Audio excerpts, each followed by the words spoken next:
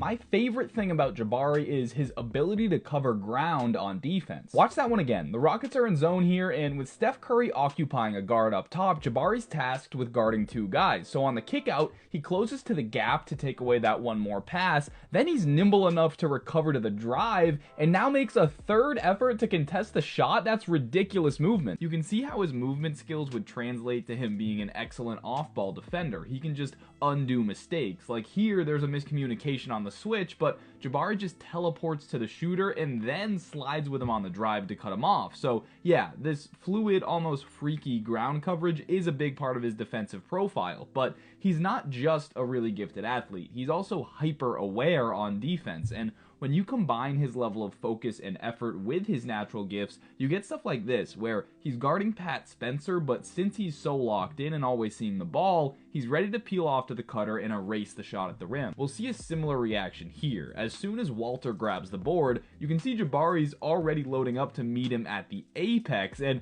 there are those crazy physical tools again, only needing one step to cover all that space and pin it against the glass. Here's some more really nice help where the drive draws two, and Yves Missy's left uncovered under the rim, but again, Jabari's just there in an instant to eradicate any advantage. Another switch here combined with a nice steal, and I love this one where he's constantly switching the stance, active, ready to go whichever direction he needs to, so he can definitely hold his own on the perimeter. Watch him open up his hips to recover here, and most guys would be absolutely dead in this position, but Jabari can just plant the left and turn back around to wall up. That is incredible mobility for a 6'10" person. He's extremely versatile in who you can ask him to guard. I know he's skinny, but he actually has a very strong base. Watch him absorb a big bump from Jaren, but keep his balance and still get the block. Another bruiser with Giannis here, and again, he's strong enough to take these bumps and still stay in the play. I think he got a hand on that one too. So even if he's not a top tier one-on-one defender, he's just never going to be a mismatch when guarding the ball. That's really important in today's game, and it's a big part of what's kept him on the floor in big moments early in his career. But